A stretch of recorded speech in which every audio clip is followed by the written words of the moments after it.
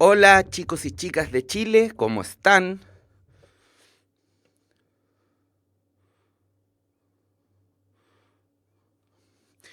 ¿Cómo se encuentran el día de hoy? Y yo me encuentro algo alérgico por el polen primaveral, pero también animado con estas energías que fluyen y significan, ¿cierto?, para los saberes más ancestrales, la renovación, la cosecha, el florecimiento. Y uno también florece por dentro, pues. Eso es lo lindo, saber que somos parte de este ecosistema y la cosa que sucede en el ecosistema nos sucede a todos. Por eso tenemos el deber de cuidar nuestro entorno y de exigir a las autoridades y personas con más poder que lo cuiden también, ¿no? Es nuestro deber y de nuestro derecho como ciudadanos. Chicos, chicas, la clase de hoy es para cerrar un periodo, digamos. Vamos a hacer una guía con preguntas de comprensión lectora y léxico contextual, una guía preparada especialmente para esta situación. Vamos a emplear la mitad de la clase en eso y la otra mitad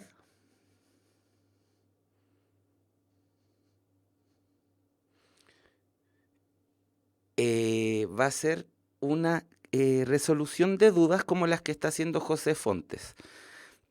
Seamos estructurados y nos va a salir bien. Le vamos a poder dar una mitad a la resolución de dudas.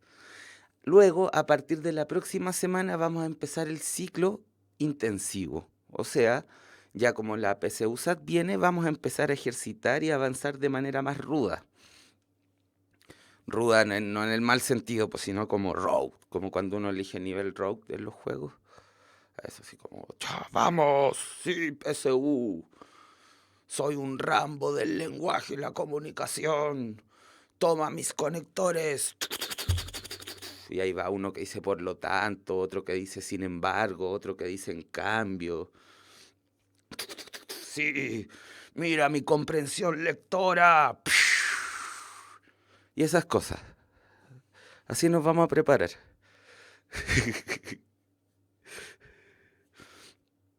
Mira mis poderes de sintetizar textos largos. Puedo reducirlo todo a una sola idea.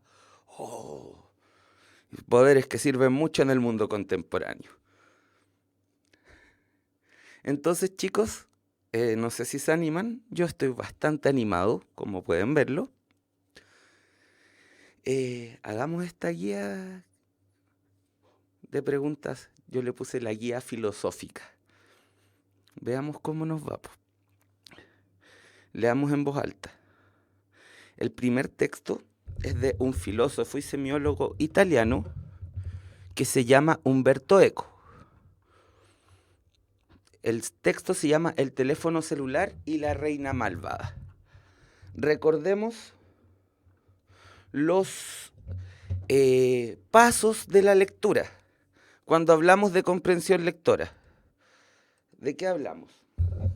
Dijimos que había un antes de la lectura, un durante la lectura y un después de la lectura.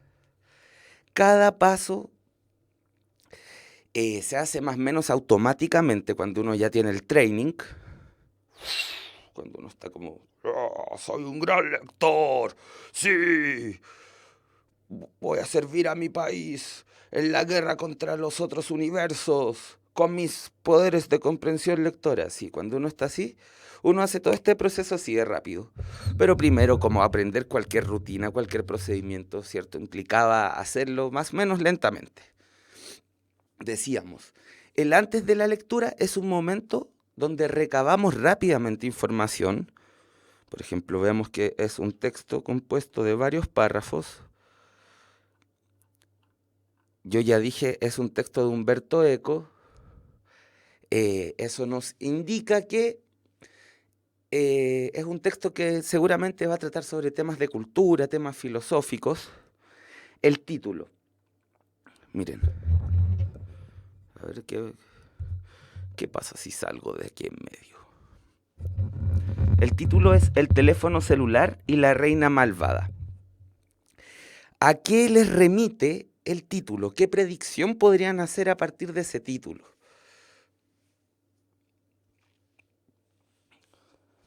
Cumplamos con los 3 momentos, que este sea un repaso. Ya sabemos que es un texto que al parecer es una columna de opinión de un filósofo, de un semiólogo, de alguien que reflexiona sobre la cultura. Se llama El teléfono celular y la reina malvada. La reina malvada es algo que sale como en los cuentos de hadas, ¿no?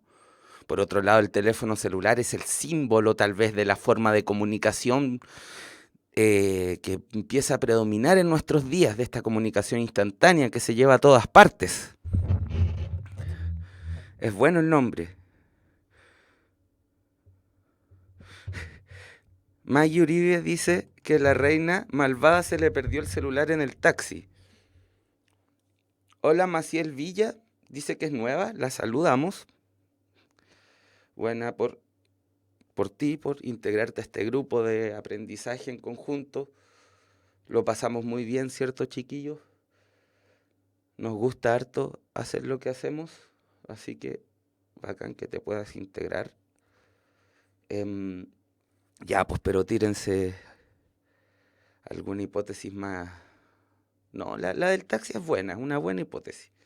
Pero otra que pudiese ser como más en plan serio. Yo hablando de seriedad, pues, eso es como, no sé, por el burro hablando de orejas, ¿no? Que yo les pida seriedad a ustedes después de las demostraciones de histrionismo por las que me he llegado a caracterizar. Además, sucede nuevamente, como me pasa tanto ahora último, que no encuentro el mouse.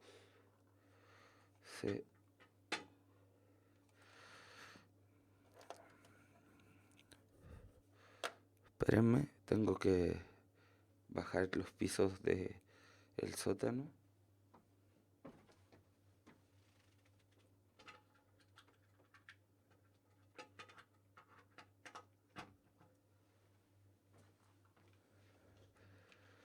Windows me dice que el mouse no está siendo reconocido. Ahí volvió. Ya, arreglado. Pasemos a la lectura del texto. Ya hicimos el antes de la lectura. Ahora vamos a hacer el durante la lectura. ¿En qué consiste el durante la lectura? Primero, leer atentamente. Si pueden, ir anotando las ideas principales de cada párrafo y al final de cada párrafo llevar a cabo, establecer un monitoreo. Esto es muy importante. Y es importante que lo hagamos hábito, que lo hagamos cada vez más rápido. Que cada vez que terminemos un párrafo podamos decir, ya, ¿qué decía este párrafo? Después uno lo hace automáticamente, por supuesto. Pero para ello primero hay que adquirir el hábito, si no, ¿cómo? Entonces vamos al texto y vamos monitoreando. Tengo una alergia, chiquillos. 1. Como soy en secreto una persona malvada, me detuve repentinamente y me di la vuelta. La dama chocó con mi espalda, dejando caer su teléfono. Rápidamente se dio cuenta de que se había topado con alguien que no podía haberla visto y que ella debería haber sido quien se apartara. Balbuceó una excusa, mientras yo amablemente le decía que no se preocupara porque estas cosas pasan todo el tiempo en estos días. A ver. ¿Con qué empieza este texto? Este párrafo que acabamos de leer. ¿A qué forma discursiva pertenece? Aunque el texto entero sea una columna de opinión, este párrafo en específico toma una forma discursiva, un procedimiento discursivo bien específico y reconocible. Ya aparece un protagonista. Es decir, este texto, que es un texto de opinión, comienza con un relato.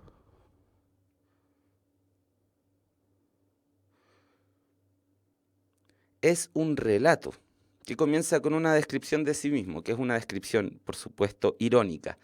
¿Cuál es la situación? Este personaje va caminando así, ve que viene una señora así texteando, así, y él va por el otro lado. ¿Cómo sería? Sería como, él va así, y como él dice, bueno, yo que en el fondo soy una persona mala, va por aquí, chum, chum, chum, y ve que viene la señora por acá texteando. Chum, chum, chum, chum. De repente él se da cuenta que ella no va a cachar y se da vuelta. Y hace que la señora choque y le salga volando el celular. Eso es lo que sucede. O sea, simula un choque.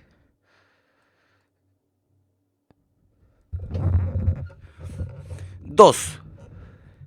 Espero que el teléfono de la mujer se rompiera cuando lo dejó caer.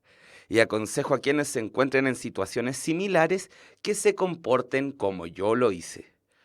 Por supuesto, pienso que los usuarios compulsivos de teléfonos deben ser estrangulados al nacer, pero no todos los días hay un Herodes. ¿Quién fue Herodes, chiquillos?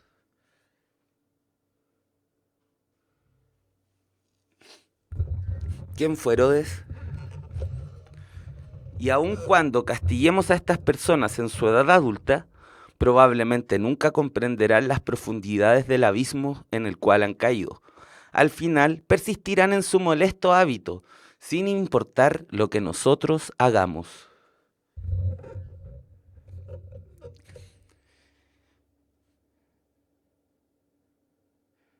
Exacto, Herodes es aquel que mandó matar niños y era un rey, ¿cierto? Que mandó a matar niños cuando supo que había nacido Jesús, que iba a ser el rey de los reyes, y etcétera.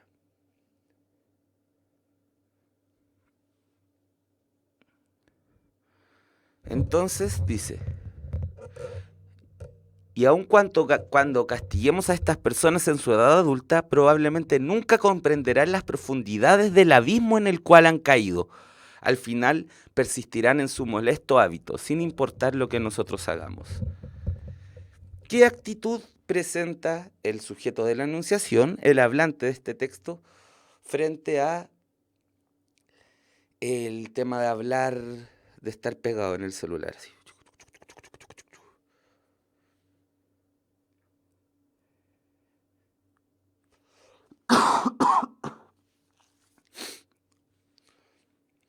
Presenta una actitud de completa crítica, antipatía incluso. No se nos ha aclarado mucho por qué. Tenemos que seguir. Le molestan esas personas, ¿cierto? Le genera antipatía. Lo contrario de la simpatía, ¿no? 3. Estoy muy consciente de que se ha escrito mucho ya sobre el uso de los teléfonos celulares, así que no hay mucho que yo pueda añadir aquí. Pero si pensamos en ello con claridad por un momento, simplemente es asombroso que casi todos hayamos caído presas del mismo frenesí. Apenas sostenemos ya conversaciones cara a cara, ni reflexionamos sobre los temas apremiantes de la vida y la muerte, o siquiera vemos hacia el campo cuando pasa frente a nuestra ventanilla.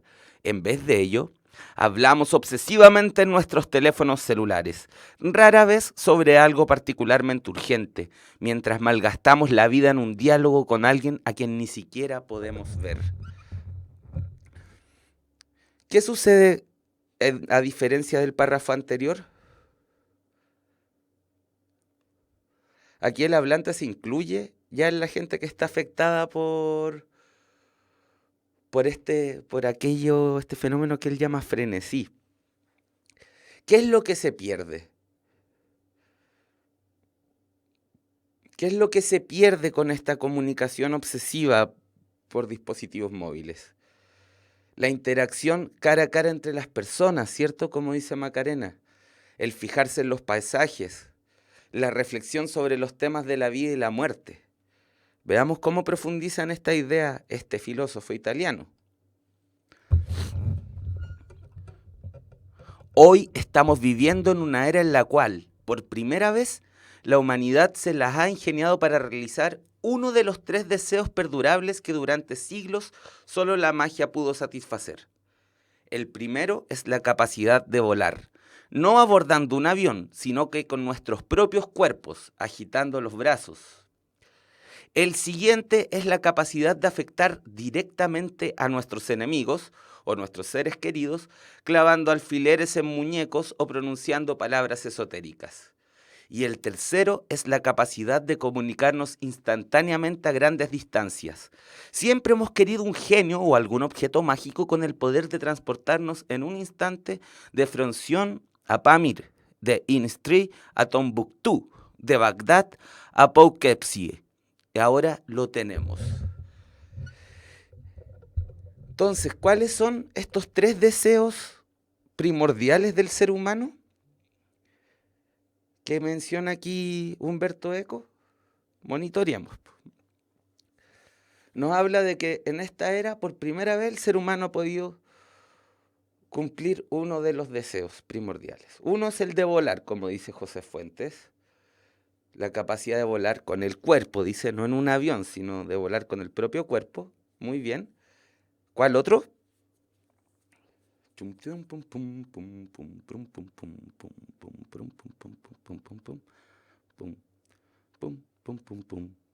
¿Cuál es el otro?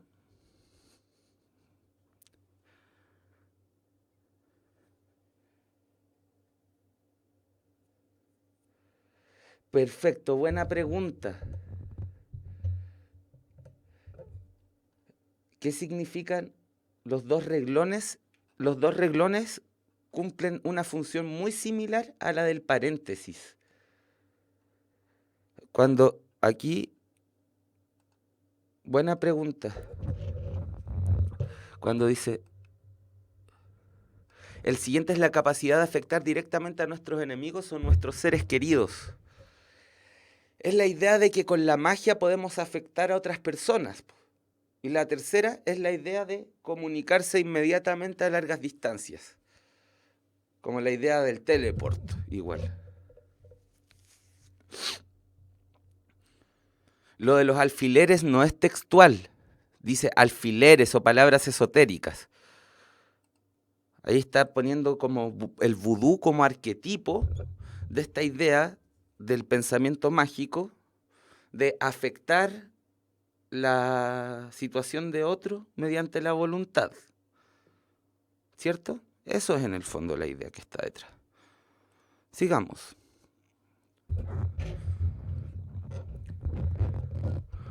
¿Por qué la gente se ha inclinado tanto hacia las prácticas mágicas a lo largo de los siglos?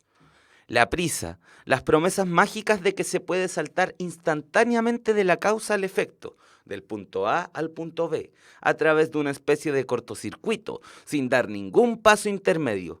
Pronuncio una fórmula y transformo el hierro en oro. Convoco a los ángeles y envío mensajes a través de ellos. La fe en la magia no se desvaneció con el advenimiento de la ciencia. No, nuestro deseo de inmediatez simplemente se transfirió a la tecnología. Si uno presiona un botón de su teléfono celular en Roma, en segundos se está hablando con un amigo en Sydney. Entonces, la relación entre magia y tecnociencias, ¿cuál sería? ¿Qué es lo que se nos está diciendo aquí sobre la relación entre el pensamiento mágico adoptado hacia la magia, por supuesto, y ciertas cosas que ese mismo pensamiento posee que se trasladan a las tecnociencias? ¿Qué relación establece el autor acá? Piénsenlo mientras seguimos con nuestra lectura. Sabemos que la ciencia y la tecnología avanzan lentamente a través de una investigación cuidadosa. Y sin embargo, queremos una cura para el cáncer en este momento, no mañana.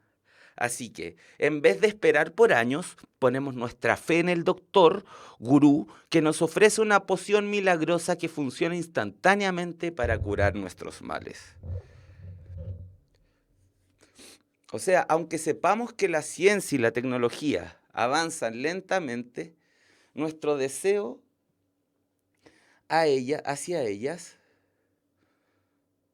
responde a lo mismo, po, al deseo de una situación, de una respuesta inmediata.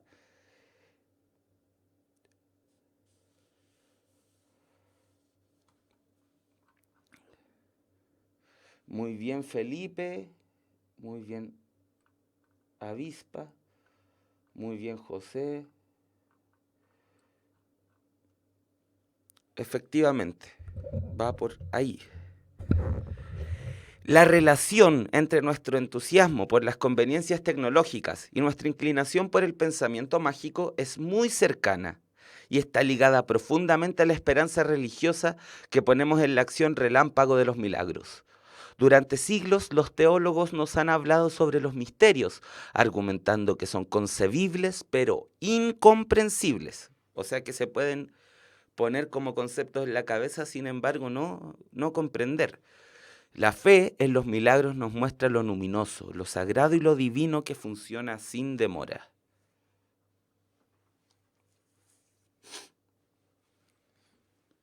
9.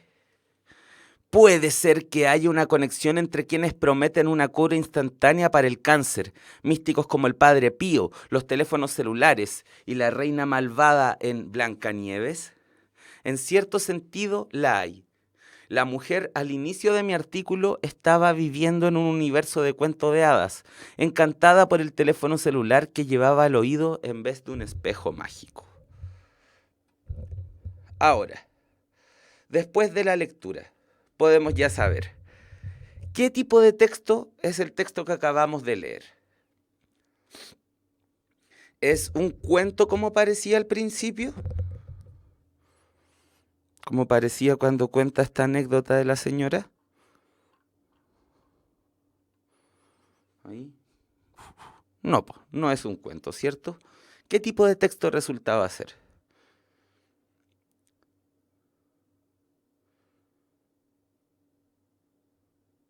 Es una crítica. ¿En qué tipo de textos podemos desarrollar críticas frente a algo? ¿En qué tipo de textos podemos desarrollar una posición personal?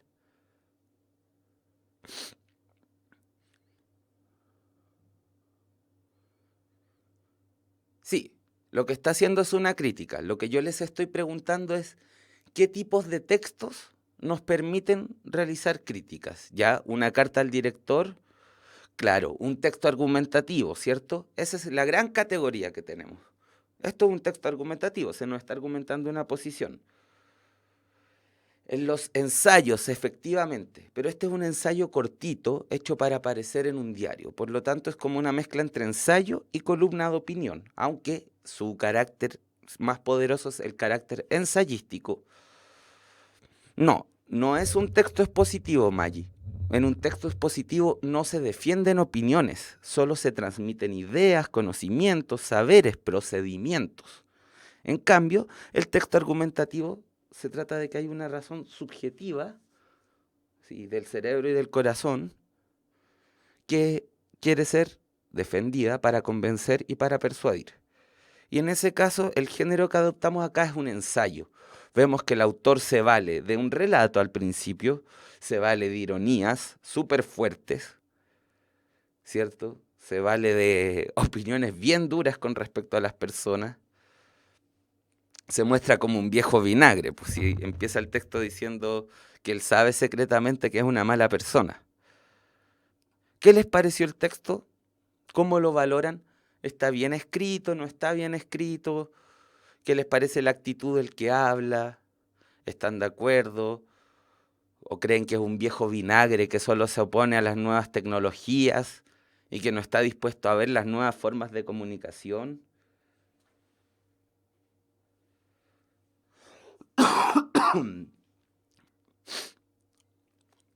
Uno puede opinar, iba a decir inventar. Uno puede opinar varias cosas. Jack Bones dice que es la misma actitud que él tiene frente a lo mismo. Bastián dice, es un viejo vinagre, pero que dice la realidad. Sí, yo estoy de acuerdo, Bastián. Es un viejo vinagre. Si se chocó con la señora para molestarla nomás. Maca dice, puede que se oponga a las nuevas tecnologías, pero a lo mejor él también alguna vez tendrá que hacer uso de ellas. De hecho, sí, pues lo que dice en el párrafo 3 es que él mismo está presente ya en ese mundo. Si no, imagínate, es un filósofo famoso, internacional. Obvio que el tipo tiene que estar conectado a internet. Si todo se mueve por internet en estos días. Nuestro preu, ¿para qué ir más lejos, cierto? Esto es un uso positivo de las nuevas tecnologías. Veamos las preguntas.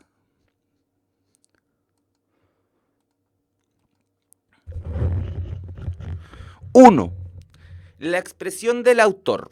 Por supuesto, pienso que los usuarios compulsivos de teléfonos deben ser estrangulados al nacer. Constituye A. Una declaración de principios de autoritarismo político. B. Un dicho para producir escándalo. C.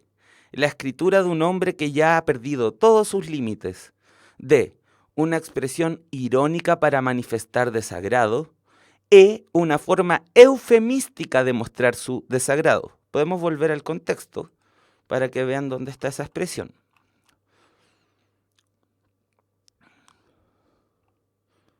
Dice, ahí está.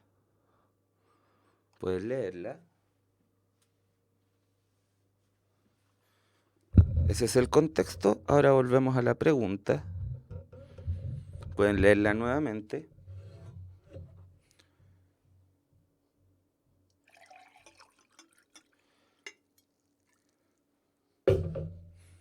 Estoy sirviendo un vaso de agua.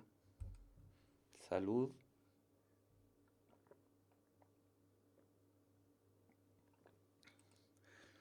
Ya.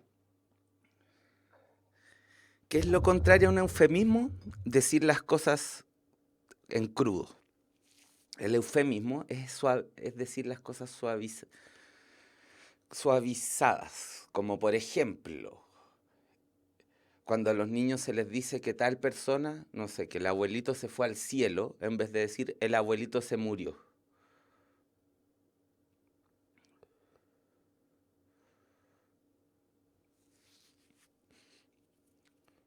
Lo contrario de un eufemismo, no sé si tiene un antónimo, pues no todas las palabras tienen antónimo. Lo contrario de un eufemismo es decir la verdad en bruto.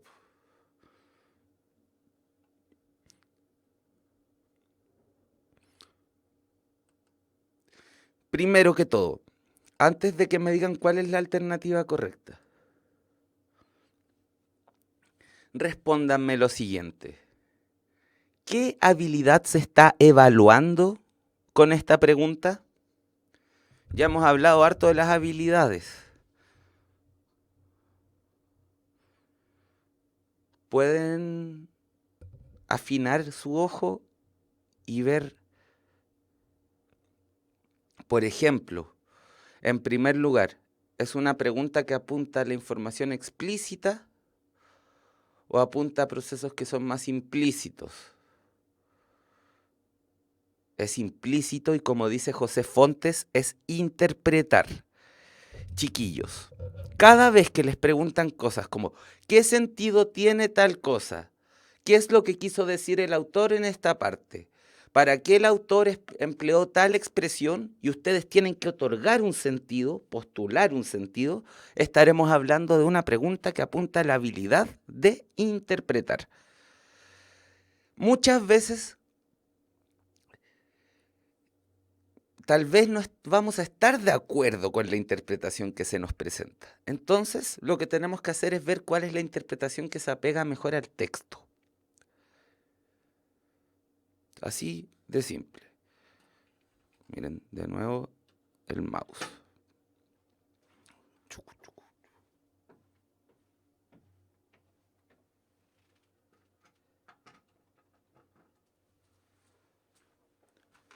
Esto es lo peor. Tengo alergia, se va el mouse. Es implícito, ¿cierto? Es una pregunta implícita y de interpretación. Revisemos las alternativas. Una declaración de principios de autoritarismo político. Como si Humberto Eco estuviese reconociendo en el fondo que tiene tiene pensamientos medios nazis con respecto a la gente. Y no, pues es una talla bien, bien hardcore, pero es una talla. B, un dicho para producir escándalo. Es en parte eso, pero no completamente. Si uno, para hacerla corta, si uno ve cómo empieza el texto y dice, como soy en secreto una persona malvada, y uno ahí ya detecta que es un tono irónico. Por lo mismo, en realidad lo que está haciendo simplemente es ser irónico. La alternativa correcta es la D. 2. En el párrafo 4, el autor señala: 1. Que hay 3 sueños propios del ser humano. 2. Que en este siglo se cumplirán dichos sueños. 3. Que hasta ahora se ha cumplido uno de esos sueños. Podemos volver al párrafo 4. Retengan esto, sí. Volvemos al párrafo 4.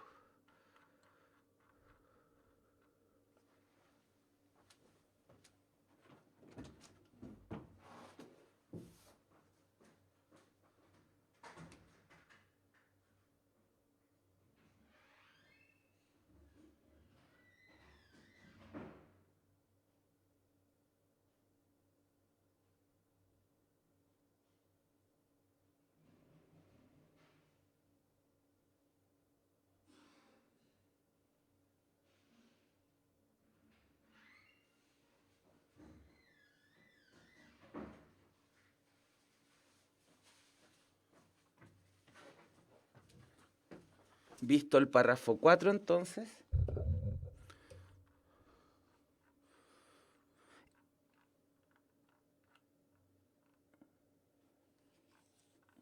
podemos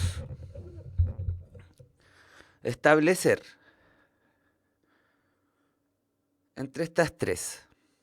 Esto es una pregunta de comprensión explícita. Aquí simplemente basta con buscar la información que se nos está pidiendo, ¿no? Entonces, de estas tres afirmaciones, ¿cuáles son ciertas según aparecen en el texto? Sin necesidad de hacer interpretaciones. Exactamente. Dice que hay 3 sueños propios del ser humano: el de volar, el de afectar a los demás con ciertos ritos y el de la comunicación inmediata o el teleport. También dice que se ha cumplido uno de estos sueños, que es el tercero mencionado. No dice que en este siglo se vayan a cumplir los otros 2. Por lo tanto, tenemos que decir, la respuesta correcta es la E. Esa de ahí, de ahí.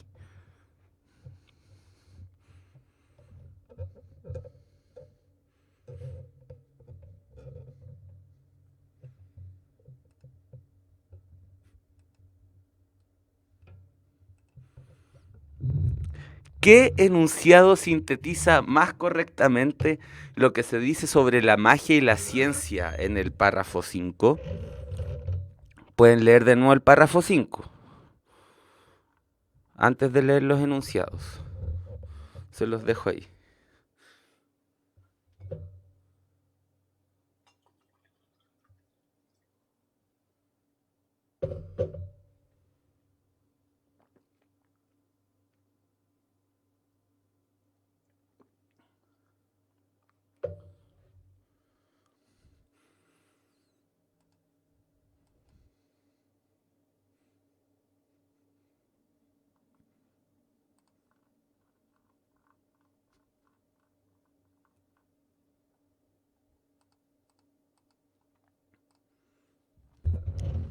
Ya.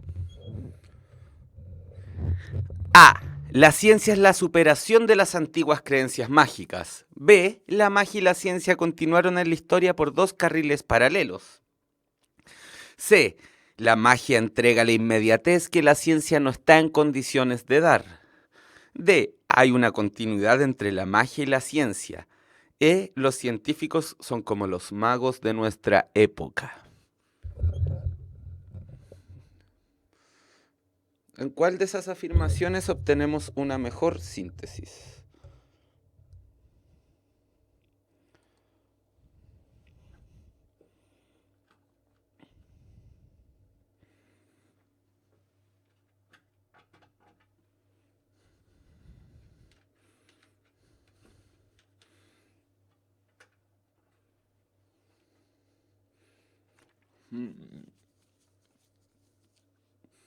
Ujú.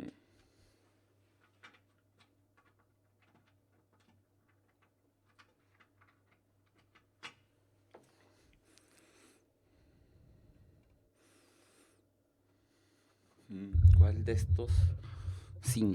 estas cinco alternativas, nos entrega una síntesis mejor del párrafo? Algunos dicen B, otros dicen D. Examinemos.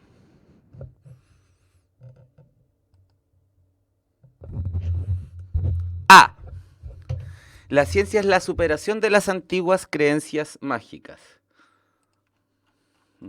¿Qué nos dice el 5? Acuérdense, solo el 5.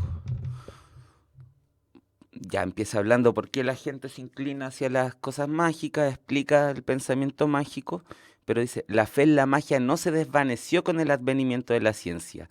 No, nuestro deseo de inmediatez simplemente se transfirió a la tecnología. Es decir,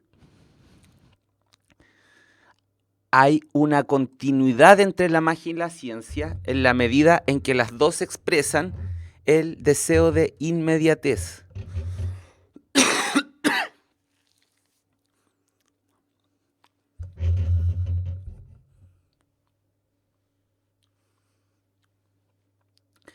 Ahora, no se habla de una superación de la ciencia, no se habla de que hay una continuación paralela, no se habla de que la magia está integrando la inmediatez que la ciencia no puede dar.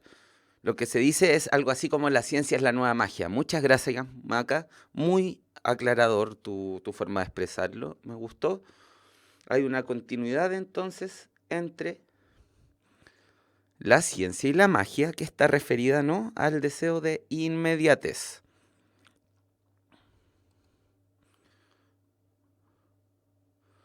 Leamos la pregunta 4.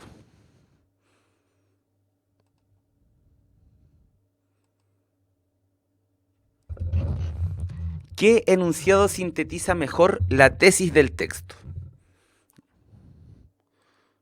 Volvamos de nuevo. Volví. El texto es un texto argumentativo, como ya lo reconocieron ustedes. De todo texto argumentativo podemos hacer un ejercicio de síntesis. Síntesis es, como sabemos, encontrar la idea principal. Hablamos de síntesis local cuando nos piden encontrar la idea principal de un párrafo, como lo que acabamos de hacer con el párrafo 5. Ahora se nos pide una síntesis global. La síntesis de un texto argumentativo usualmente va a coincidir con la tesis, es decir, con la idea que este texto está defendiendo. Entonces, ahora tenemos que hacer un ejercicio de síntesis con respecto a lo que acabamos de leer. Veamos. A. La fe en la ciencia toma el mismo lugar que la fe religiosa de los milagros. B.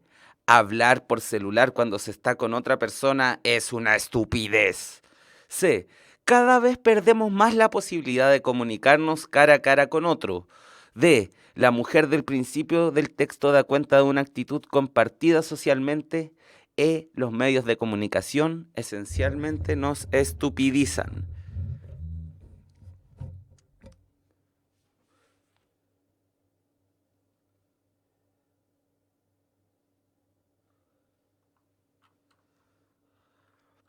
El nombre del texto nos puede ayudar, ¿cierto? El teléfono celular y la reina malvada. Vean, deliberen.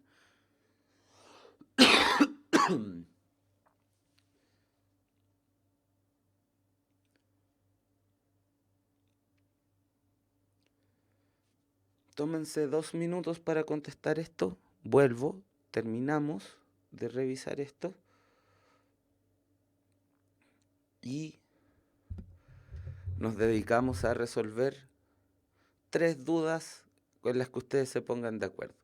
De hecho, podrían emplear el break de 5 minutos para ponerse de acuerdo entre ustedes sobre cuáles son las 3 dudas que quieren plantear, que les resultan más importantes, para que las podamos resolver ahora antes de meternos al punto intensivo. ¿Ok? Vuelvo en 5 minutos.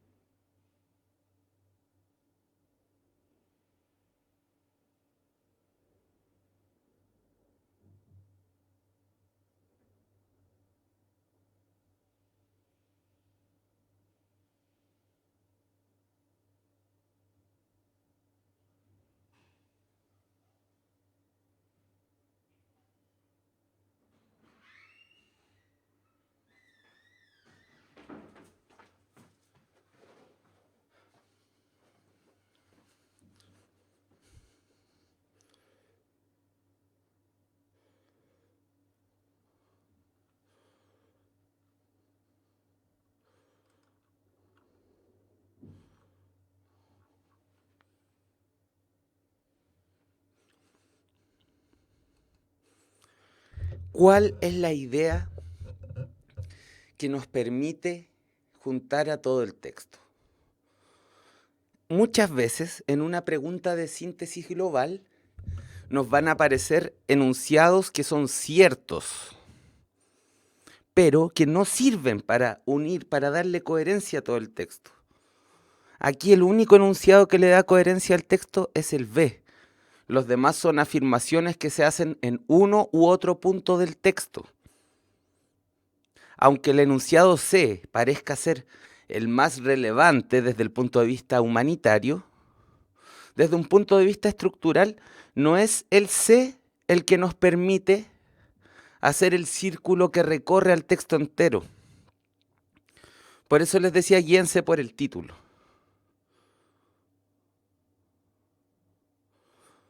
Bueno, chiquillos, igual tuvieron la mayoría buena, estará muy difícil, es cierto.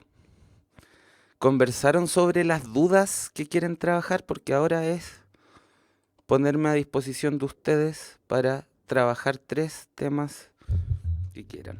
Yo por mientras me sitúo en la oscuridad de mi alma, pero en la oscuridad del alma humana, entendiendo lo negro no como lo malo, sino como lo receptivo, aquello que está dispuesto a recibir el color, que está dispuesto a recibir la luz de sus preguntas.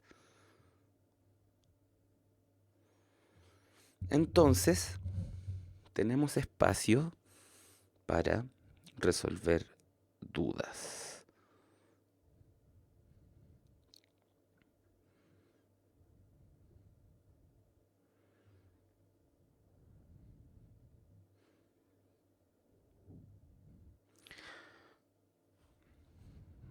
Voy a por mientras disponer mi pizarra. Juntos no nos demos.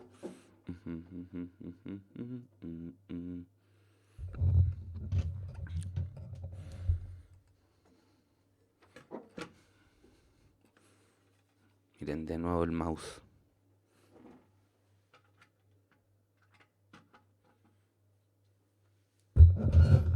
Hola, soy una pelada que habla. Soy una pelada que hace clases de lenguaje. Ahí arreglé el mouse e hice un poco el ridículo. Ya. Pónganse de acuerdo en las dudas que quieren preguntar.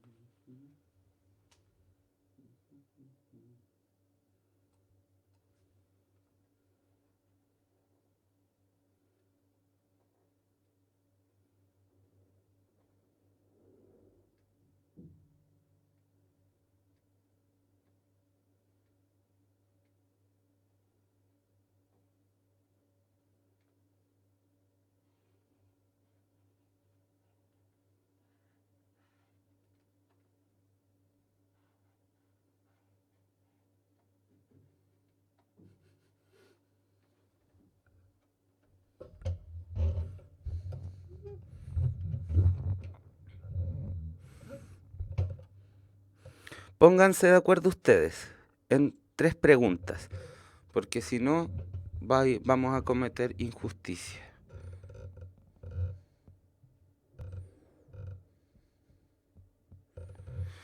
No me digan profe tal y profe cual, pues es más divertido que sea como un ejercicio democrático y que entonces ustedes se pongan de acuerdo en algunas cosas. Veamos si las conexiones virtuales nos hacen más inteligentes.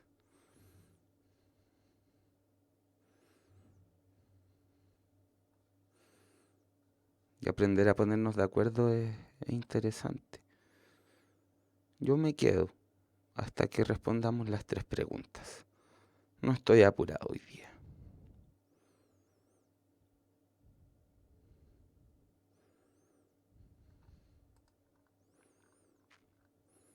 Les doy un par de minutitos que voy a llenar mi jarro de agua. Sí, vamos a hacer más clases de resolución de dudas, pero en un tiempo más.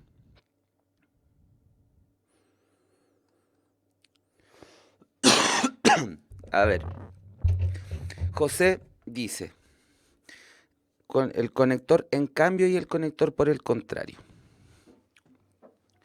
Veámoslo en contextos. Si yo digo,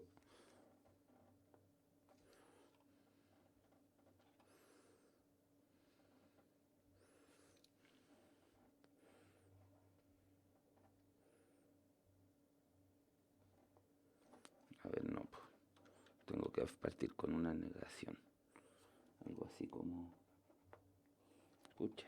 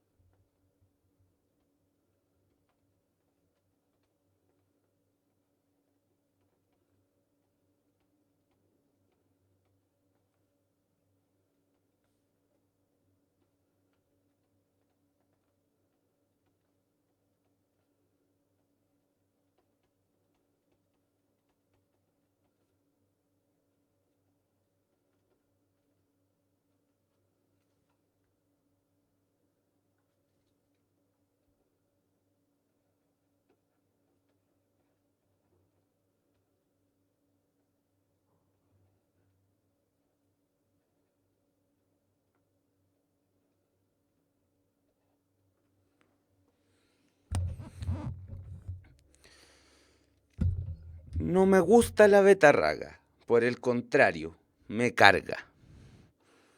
Ahora coloquemos otro ejemplo donde empleásemos en cambio.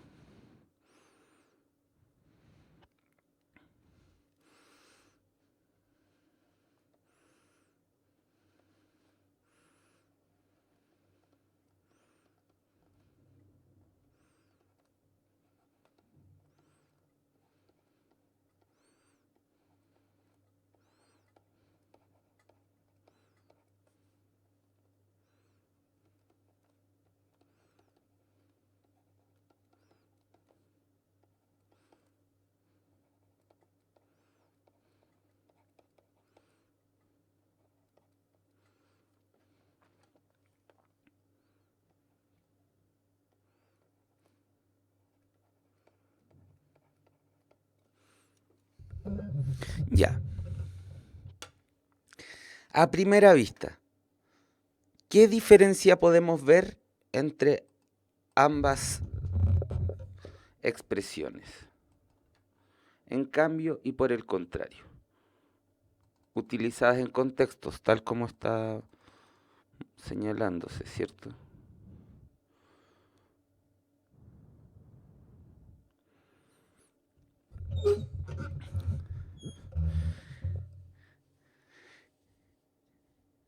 El conector, mira, la diferencia es simple. El conector, por el contrario, introduce una idea que de inmediato va a ser de oposición absoluta. El conector, en cambio,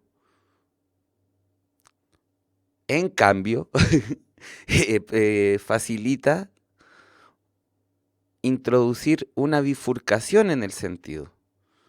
No me gusta el plátano, en cambio me gustan las manzanas.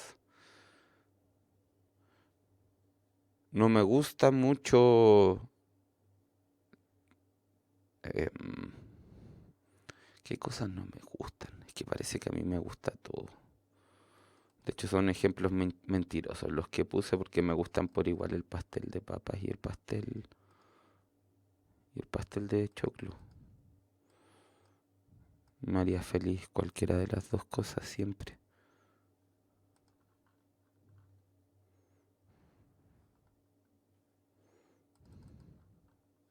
Se me quedó pegado el mouse.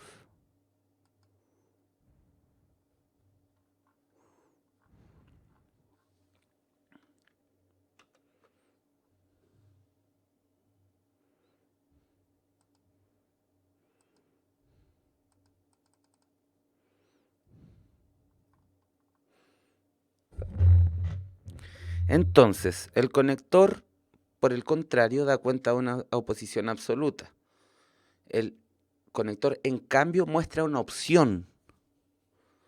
Cosas que se pueden colocar como un o. ¿Entiendes? ¿Se te aclara un poco el panorama, amigo José Fontes?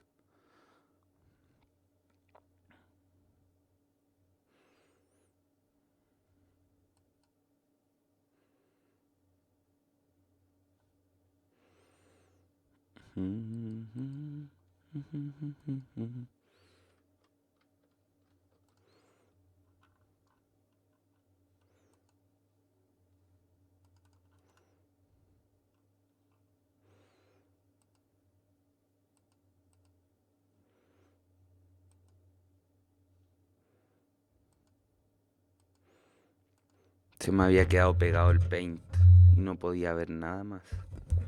Qué tragedia, ¿no? Ser traicionado por el software más noble que existe. Más preguntas. Arriba había una buena. Aunque en esta prueba ya no preguntan por temas como tipos de narrador, pero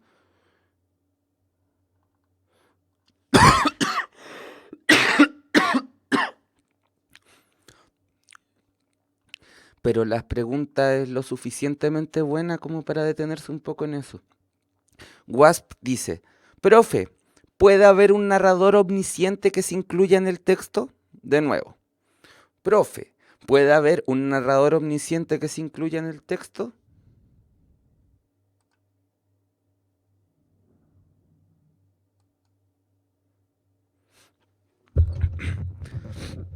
En estricto rigor puede, aunque es extrañísimo, pero yo conozco un ejemplo que lo obtuve después de pensar mucho.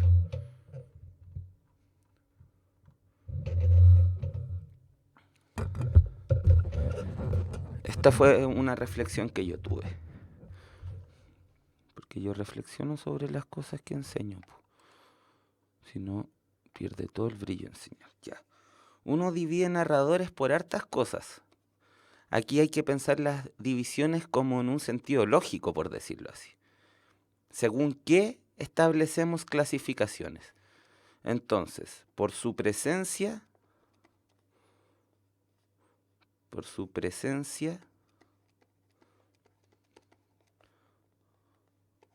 o no en la historia,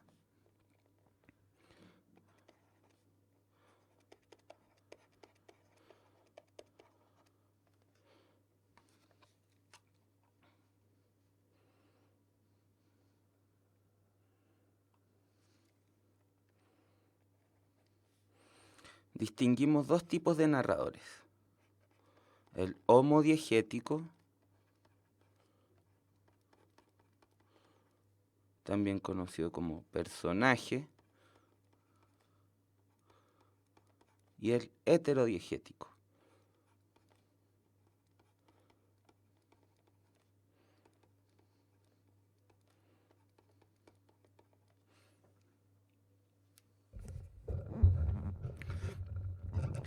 De ahí sacamos entonces, si un narrador está dentro de la historia que cuenta, es homodiegético. Si está fuera de la historia que cuenta, es heterodiegético.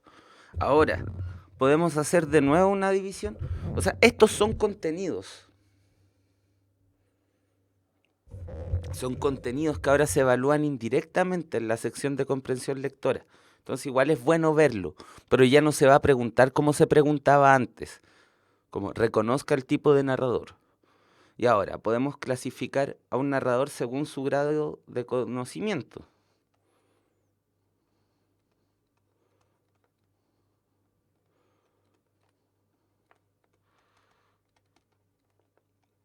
Si nos mantenemos en la lógica binaria que teníamos arriba, tendríamos que decir que hay dos posibilidades nomás. O que sea un omnisciente. Omnisciente significa literalmente que lo sabe todo. Uno sabe que un narrador es omnisciente cuando sabe los pensamientos de los personajes, su pasado y su futuro, todas las conexiones de la historia. Y lo otro es que tiene conocimiento relativo. Listo.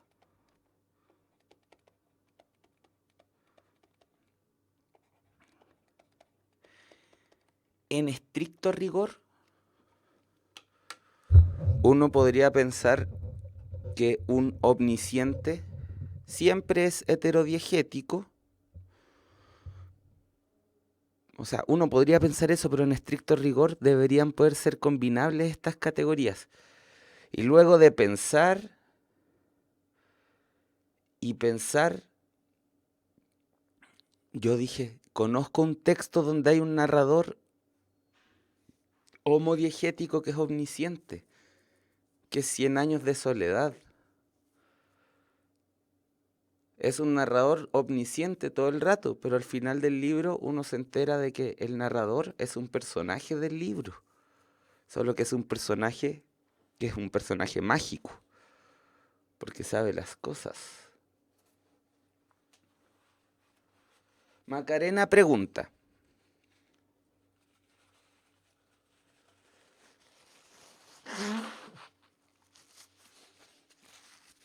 Perdonen que me suene así en clases, pero no me queda de otra. No me queda de otra. Macarena pregunta, ¿qué es mejor, leer las preguntas primero y después el texto? Lo contrario, nunca hagan eso, por favor. Eso es lo peor que pueden hacer. Leer las preguntas y después el texto, se crean un sesgo y empiezan a responder todas las preguntas como si fuesen de localizar información explícita. Siempre esa técnica conlleva un sesgo que termina por leer mal las instrucciones. Como yo les he dicho, mi consejo principal para comprensión lectora es que aprendan a tener la cachativa, como diríamos los chilenos, la cachativa de poder identificar qué habilidad les está siendo requerida en cada pregunta. Entonces, más bien es mejor leer el texto, leer bien el texto, antes de la lectura, durante la lectura, después de la lectura. Apropiense del texto. No lo hagan como, tengo que terminar, tengo que leer. Si ese apuro no los va a conducir a ninguna parte. Más bien, estar calmos. Si les invade la respiración, la calma, pueden hacer ejercicios de respiración. Hay una forma de meditación muy antigua, usada en muchas tradiciones, que consiste simplemente en concentrarse sobre la propia respiración sin tomar en cuenta o dejando que pasen más bien el resto de los pensamientos.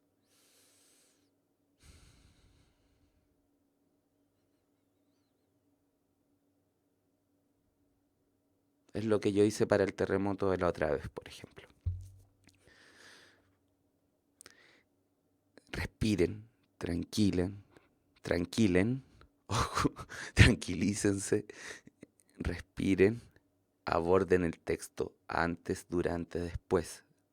Eso les va a hacer tener una comprensión más cabal del texto y de esa forma las preguntas se les van a hacer más simples. Otra cosa, pónganle ojo, mucho ojo a lo que se les está formulando en la pregunta. Sigan la instrucción al pie de la letra. Si la pregunta dice qué se puede inferir o qué se puede interpretar, adelante, infieran o interpreten. Pero si la pregunta no nos da permiso para hacer eso, manténganse conservadores, quedándose con lo que dice el texto nomás.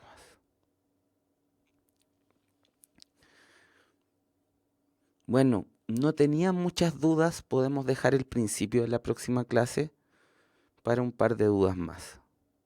Empezamos con ya la cuestión más intensiva, más fuerte, cabrito? Sí, vamos leyendo 3 vueltas a la cancha, sí, leyendo 40 lagartijas y un libro de Borges. Chicos, chicas, vamos leyendo a Sartre, vamos. 1 página de Sartre, vamos. 2 páginas de Sartre, vamos. 3 páginas de Sartre, sí. Así vamos. Piensa, Pierre, todos los martes hasta la PSU. Ya, chicos, chicas, ha sido esta una clase realmente entretenida para mí. Lo pasé muy bien con ustedes. Espero que a ustedes les haya servido también para ejercitar, para, no sé, pues para lo que les pueda servir. Yo agradezco mucho que ustedes participen con ese ánimo, que participen, sí, como participan. Es muy grato hacerles clases, muy grato. Que les vaya bien, chicos y chicas. Cuídense. Adiós.